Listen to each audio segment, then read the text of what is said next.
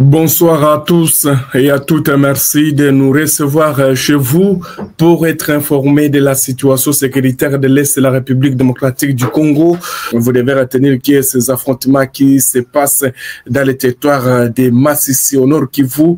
Alors, selon des sources locales, les hostilités auraient débuté, c'était vers 5h30 heure locale. C'était dans le village d'Ngouloulou.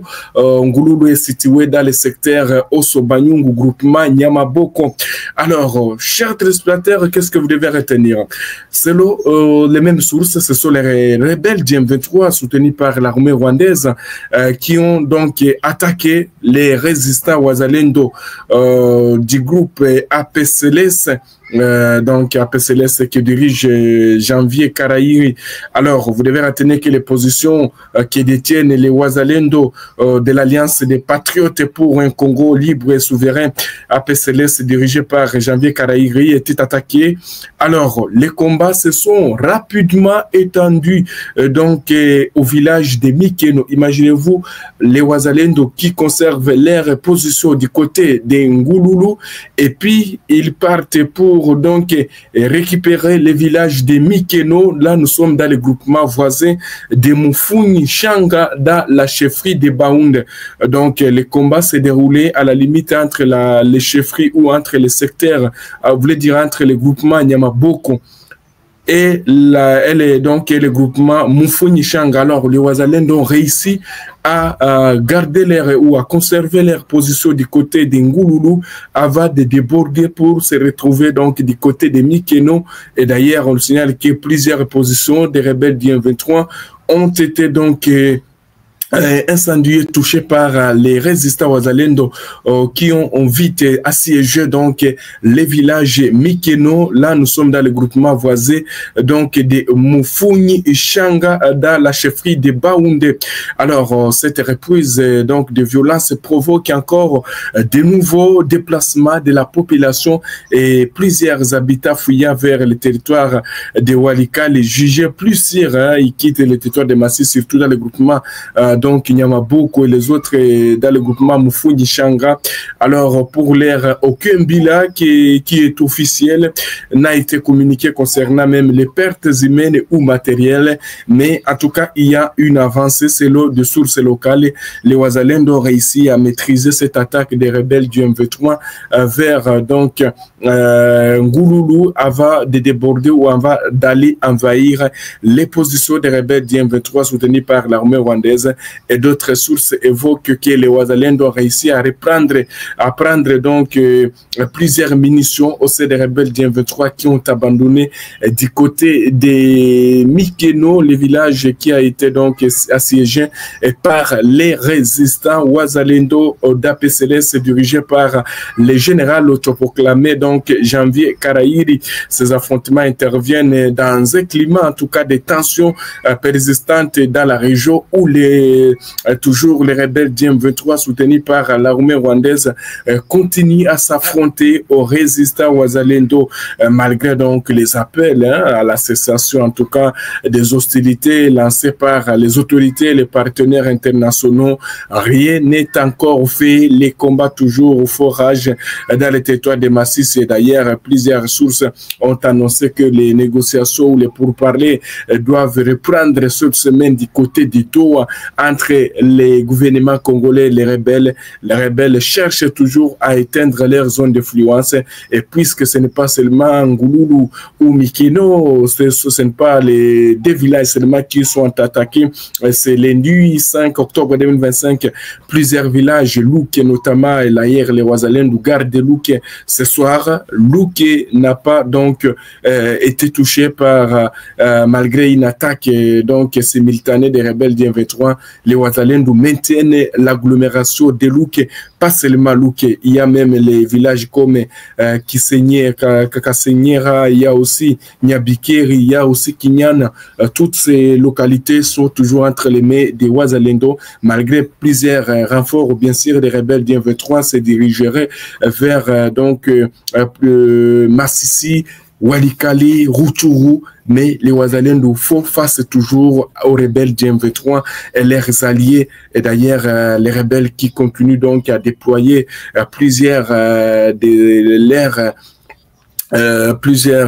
l'air qui quittent la formation. D'ailleurs, il y a des FARDC qui étaient capturés, qui sont en train d'être broyés. D'ailleurs, beaucoup de ces éléments FARDC sont en train de faire défection au sein de cette rébellion pour aller encore se rejoindre les forces armées de la République démocratique du Congo. En tout cas, la journée d'aujourd'hui a été marquée par des violents affrontements toujours dans les territoires de Massissi.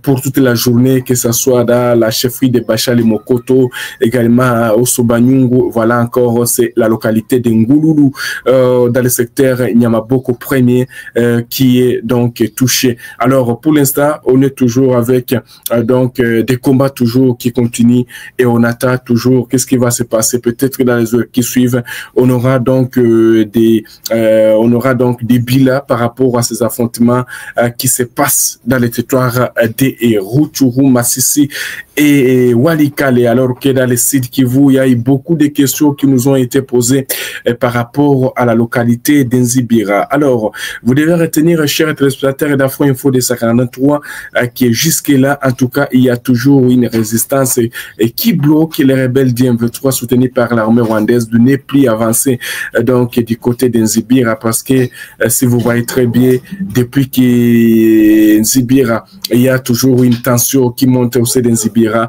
Les rebelles n'ont pas pu donc progresser. D'ailleurs, il y a eu des frappes qui ciblaient les rebelles sur les différentes montagnes qui auraient donc, qui surplombent donc l'agglomération de Nzibira.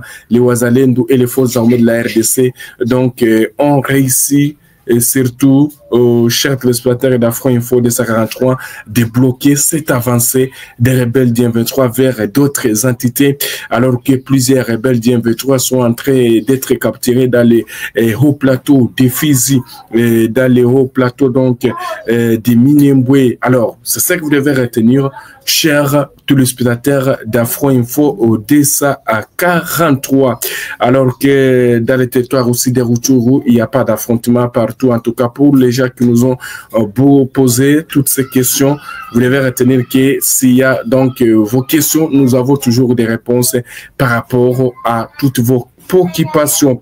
Alors, chers téléspectateurs d'Afro Info de 43, on va évoquer aussi donc cette question. C'est une question aussi, c'est une information politique. Alors, on va parler de cet événement qui s'est passé au niveau du Congo central.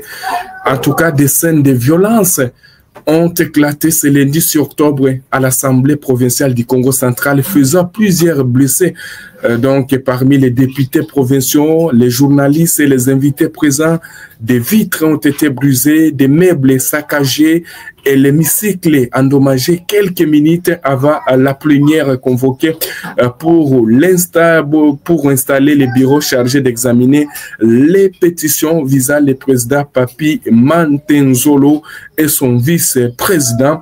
Vous devez retenir que selon donc des témoins, les tensions ont surgi, c'était à 11h20 heure locale, soit près d'une heure après l'heure prévue pour le début de la séance.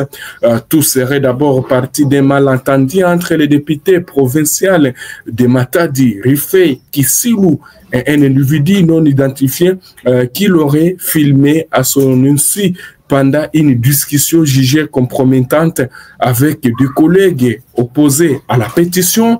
Vous devez retenir qu'après la découverte de la vidéo dans la galerie téléphonique de l'individu, les députés favorables au président et à son vice-président auraient réagi donc violemment, saccageant les installations de la salle de plénière. C'est ça que vous devez retenir, chers téléspectateurs d'Afro Info de 43 concernant ce qui se passe dans le Congo central.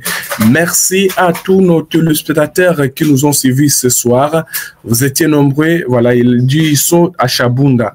Voilà, Moïse Kahamba. Voilà, donc cette information de dire que les rebelles sont à Chabunda, il faut d'abord, attention, pour les gens qui ne maîtrisent très bien, parce que donc peut-être demain je pourrais utiliser la carte d'Nzibira vers Chabunda. Alors, pour quitter Nzibira vers Chabunda, il y a une grande rivière qu'il faudrait traverser. Alors, il y a d'autres localités d'Nzibira vers Chabunda.